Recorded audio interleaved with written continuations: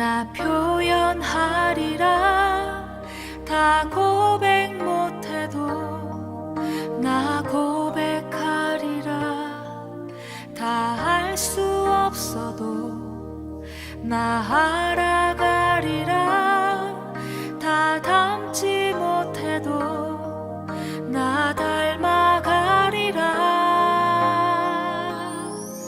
다 표현 못해도 나 표현하리라. 다 고백 못해도 나 고백하리라. 다 알 수 없어도 나 알아가리라. 다 닮지 못해도 나 닮아가리라. 그 사랑 얼마나 아름다운지, 그 사랑 얼마나 날 부욕해 하는지, 그 사랑 얼마나 크고 놀라운지를, 그 사랑 얼마나 나를 감격하게 하는지.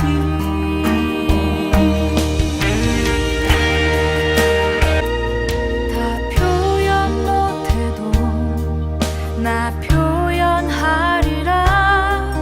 다 고백 못해도 나 고백하리라.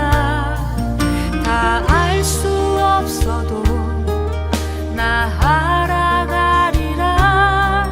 다 닮지 못해도 나 닮아가리라.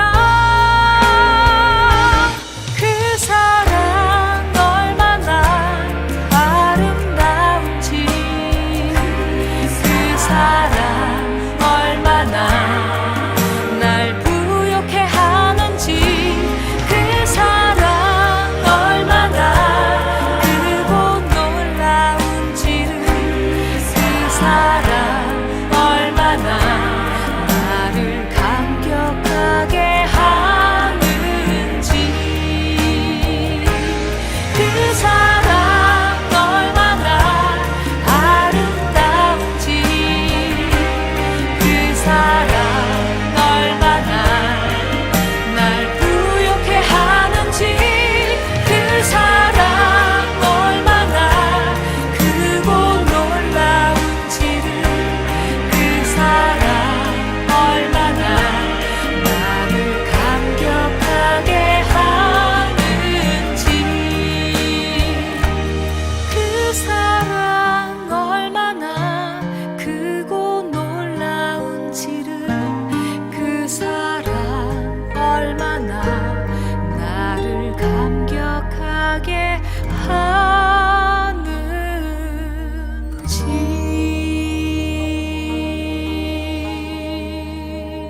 오늘 함께 묵상할 말씀은 욥기 41장 1절로 17절 말씀입니다. 1절. 내가 낚시로 리워 야단을 끌어낼 수 있겠느냐? 노끈으로 그 혀를 맬 수 있겠느냐? 너는 밧줄로 그 코를 꿰일 수 있겠느냐? 갈고리로 그 아가미를 꿰일 수 있겠느냐? 그것이 어찌 내게 계속하여 간청하겠느냐? 부드럽게 내게 말하겠느냐?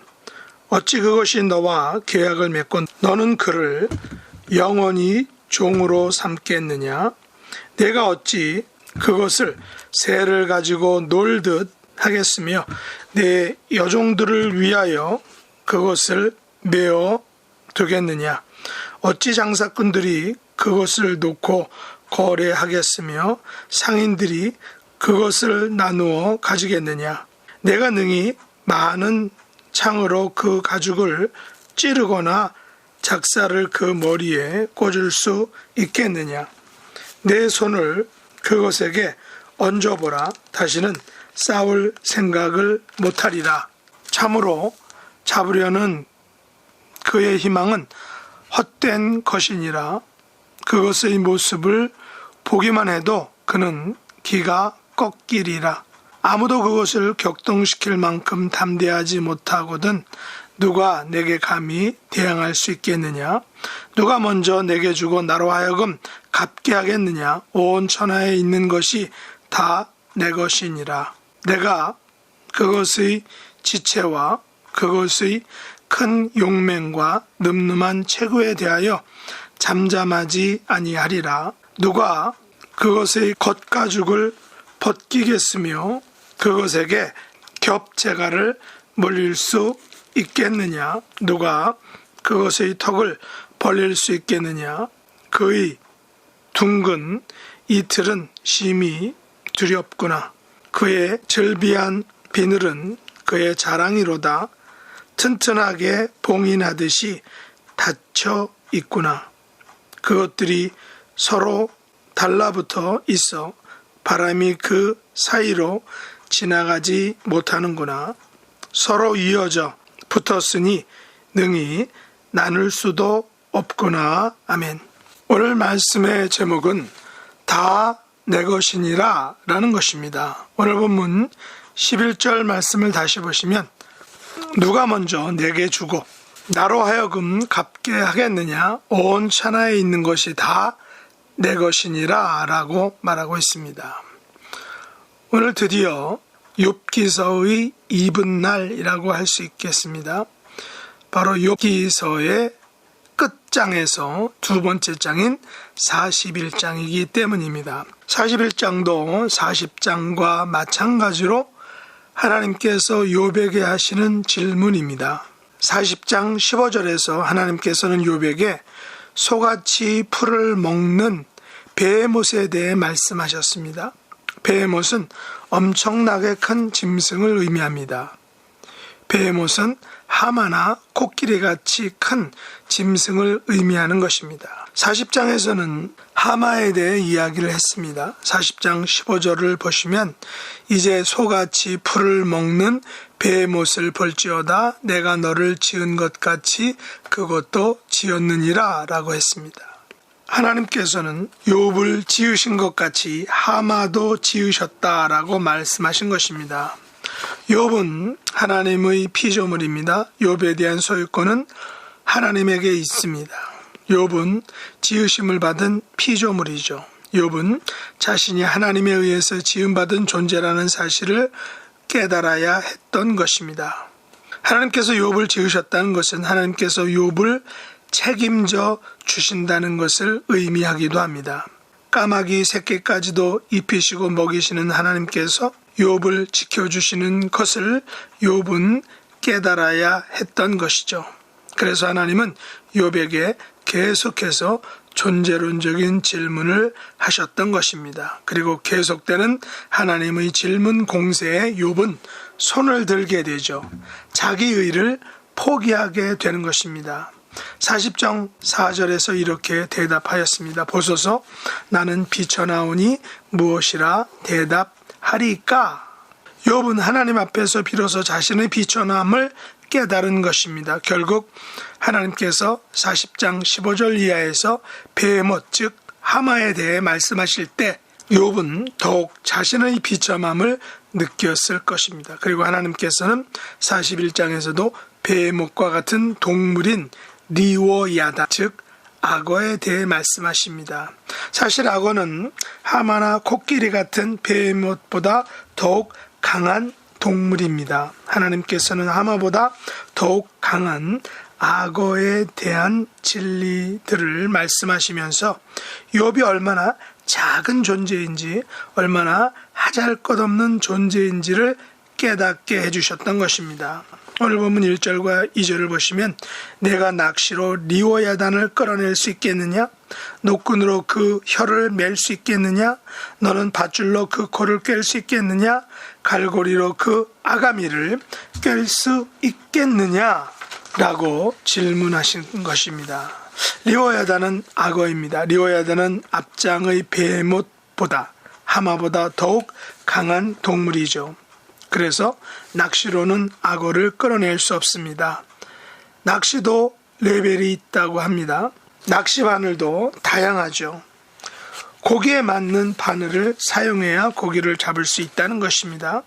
노끈으로 악어의 혀를 맬 수 없습니다. 밧줄로도 악어의 코를 꿰 수 없습니다. 심지어 갈고리로 악어의 아가미를 꿰 수 없습니다.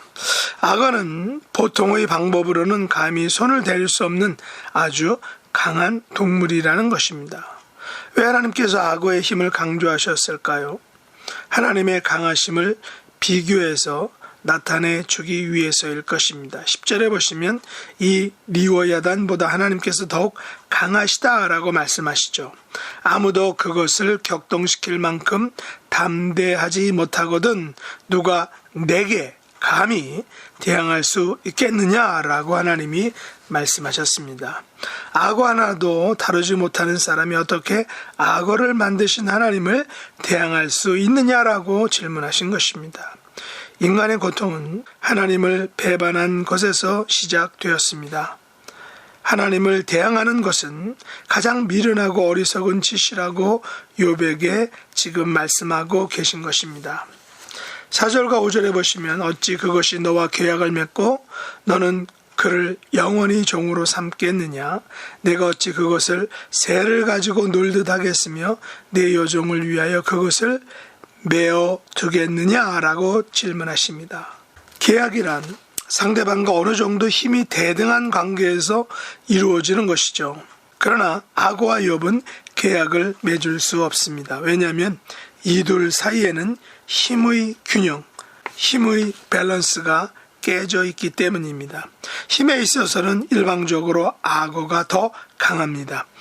그래서 욥은 악어를 영원히 종으로 삼을 수 없다는 것입니다. 종은 강한 자가 약한 자를 자기 밑에 두는 것을 의미하기 때문입니다. 그러나 악어는 힘에 있어서는 결코 욥에게 지지 않습니다. 악어는 새처럼 애완용이 아니죠. 악어는 메어두는 동물이 아닙니다. 악어는 그 누구도 통제할 수 없습니다. 욥은 악어와 그래서 계약을 맺을 수 없는 것입니다. 욥은 악어를 종으로 삼을 수 없는 것입니다. 오직 악어를 통제하시고 메어둘 수 있는 분은 하나님밖에 없다라는 것입니다. 하나님께서는 이 사실을 욥에게 알려주셨던 것입니다. 오늘 우리에게도 마찬가지입니다. 우리의 삶 속에는 내가 통제할 수 없는 일들이 많이 있습니다. 이런 것들은 오직 하나님께서만 통제하실 수 있는 것들입니다. 이것을 아는 것, 또 이것을 인정하는 것, 이것을 깨닫는 것이 곧 지혜일 것입니다. 또 어떤 면에서는 이것이 믿음일 것입니다. 7절과 8절을 보시면 내가 능히 많은 창으로 그 가죽을 찌르거나 작사를 그 머리에 꽂을 수 있겠느냐? 내 손을 그것에게 얹어보라. 다시는 싸울 생각을 못하리라 라고 말하고 있습니다. 악어는 창으로 그의 가죽을 뚫을 수 없죠. 왜냐하면 악어의 가죽은 매우 질기고 강하기 때문입니다. 그래서 가방이나 여성용 백 혹은 지갑이나 벨트를 만들 때 악어 가죽이 최고다라고 말하는 것입니다. 물론 요즘에는 동물 보호단체 속에서 이런 짐승이나 살아있는 것들을 가지고 인간을 위한 것들을 만드는 것에 대해서 데몬스트레이션을 많이 합니다. 그래서 많은 사람들이 요즘에는 이런 가방을 또 가죽들을 만드는 것에 대해서 반대하고 있습니다. 얼마 전 제가 미국에서 있을 때 가죽 재킷을 하나 튜즈데이 모닝인가에서요 한 100불 정도 주고 여기 유학 처음 초기에 하나 구입한 적이 있는데 사이즈가 라지라 약간 큰 듯해서 이제 저의 어떤 아들이 그걸 가져갔습니다. 자기게 이제 사이즈에 맞으니까. 그런데 얼마 전에 그걸 다시 가져와서 하는 말이 아빠 이것은 가죽이지 라고 말하면서 자기는 안 입겠다는 것입니다. 그래서 제가 다시 받아놨습니다. 어부들은 보통 고기를 잡을 때 작사를 사용합니다. 작사는 아주 강한 힘으로 물속에서 목표물을 향하여 돌진하게 되는 것입니다. 작사는 머리나 배나 그 어느 부분을 맞추어도 가죽을 뚫을 수 있을 것입니다. 그러나 악어만은 뚫지 못한다는 것입니다. 그만큼 악어 가죽은 강하고 질기다는 것이죠. 하나님께서 이렇게 만드셨다는 것입니다. 우리의 손을 악어의 머리에 얹어보면 우리는 다시는 싸울 생각을 못하게 된다라고 말하고 있습니다. 우리가 손을 악어의 머리에 얹으려는 그 순간 우리의 손과 팔은 순식간에 악어의 입속으로 들어갈 수 있기 때문입니다. 여러분 한번 상상해 보시기 바랍니다. 플로리다는 길가에 악어들이 많이 돌아다닌다라고 하죠. 때로는 악어가 가정집 수영장에 들어와서 물놀이를 하고 있는 아이들이나 어른들을 공격했다는 뉴스를 접하기도 합니다. 실제로 2016년 6월 15일 뉴스에 보면 플로리다 올랜도 디즈니 리조트에서 2살 배기 남자 아이가 악어의 공격을 받은 뒤 실종되었다는 뉴스가 있었습니다. 부모들이 보는 앞에서 아이가 악어에게 물려서 가는 그런 광경이 카메라에 잡혀서 모든 사람들의 마음을 아프게 했던 일이 있었던 것입니다. 악어에게는 이처럼 자비가 없습니다. 어린아이라고 해서 봐주지 않죠. 이것이 바로 잔인한 악어의 본성입니다. 어떻게 보면 악어와 비슷한 것이 우리의 대적 사단과 마귀일 것입니다. 마귀는 우리의 힘으로는 도저히 대적할 수 없습니다. 그들의 힘이 너무 강하기 때문이죠. 그래서 우리는 하나님을 의지해야 합니다. 성령 하나님의 힘으로 그들과 맞서 싸워야 하는 것입니다. 9절과 10절에 보시면 참으로 잡으려는 그의 희망은 헛된 것이니라. 그것의 모습을 보기만 해도 그는 기가 꺾이리라. 아무도 그것을 격동시킬 만큼 담대하지 못하거든 누가 내게 감히 대항할 수 있겠느냐라고 하나님이 말씀하고 있습니다. 이 같은 악어의 위용 앞에 악어를 잡으려는 것은 한낱 꿈이요 헛된 희망과 같다라고 말씀하고 있는 것입니다. 인간이 만물의 영장이라고 하지만 악어 앞에서는 인간의 기가 꺾일 수밖에 없다라는 것입니다. 만물의 영장인 인간들도 악어의 모습을 본다면 악어와 싸울 만큼 담대하지 못하게 된다는 것입니다. 그런 인간이 감히 악어를 만드신 하나님을 대항할 수 있겠느냐? 대항할 수 없다라고 하나님이 말씀하십니다. 욥의 자기 의는 악어의 교훈 앞에서 손을 들게 된 것입니다. 악어를 대항할 수 없는 인간이 감히 그 악어를 만드신 하나님을 대항한다는 것은 도저히 어불성설이다. 말이 안 된다. 감히 있을 수 없다라고 하나님이 말씀하고 있습니다. 그러나 우리 인간들은 악어보다 약한 힘을 가지고 하나님을 원망하죠. 하나님과 싸우려고 합니다. 하나님을 배반합니다. 이런 인간들의 교만과 버릇없음 앞에서 하나님은 10절과 11절에서 이렇게 말씀하셨습니다. 누가 내게 감히 대항할 수 있겠느냐? 누가 먼저 내게 주고 나로 하여금 갚게 하겠느냐? 온 천하에 있는 것이 다 내 것이니라 라고 하나님이 말씀하십니다. 하나님께서 온 천하의 주인이시다 라고 말씀하신 것입니다. 하나님께서 온 천하에 있는 것을 다 내 것이다 라고 칭하셨다라는 것입니다. 왜 하나님께서는 다 내 것, 이 모든 것이 다 하나님의 것이라고 말씀하신 것일까요? 하나님께서는 인간을 창조하셨듯이 악어도 창조하셨음을 욥은 알아야 했던 것입니다. 비록 욥은 비천하지만 인간을 지으신 하나님께서 베헤못을 지으신 그 창조주 아버지이심을 믿어야 했던 것입니다. 지금 욥에게 필요한 신앙은 바로 창조주 하나님에 대한 확고한 믿음이었던 것입니다. 온 천하에 있는 것이 다 하나님의 것이라고 믿는 이 확고한 믿음이 욥에게 필요했던 것입니다. 욥은 악어를 만드신 하나님께서 자신을 만드셨다는 그 어떤 의미에서의 자부심, 그런 신뢰 내가 하나님의 창조물이다, 피조물이다. 또한 하나님이 나를 만드셨다, 지으셨다. 그래서 나는 하나님의 자녀다라는 그 자부심이 필요했던 것입니다. 말씀을 맺겠습니다. 로마서 10장 33절로 36절에 보시면 이런 말씀이 있죠. 깊도다 하나님의 지혜와 지식의 풍성함이요 그의 판단은 헤아리지 못할 것이며 그의 길은 찾지 못할 것이로다. 누가 주의 마음을 알았느냐? 누가 그의 모사가 되었느냐? 누가 주께 먼저 드려서 갚으심을 받겠느냐? 이는 만물이 주에게서 나오고 주로 말미암고 주에게로 돌아감이라. 그에게 영광이 세세에 있을지어다.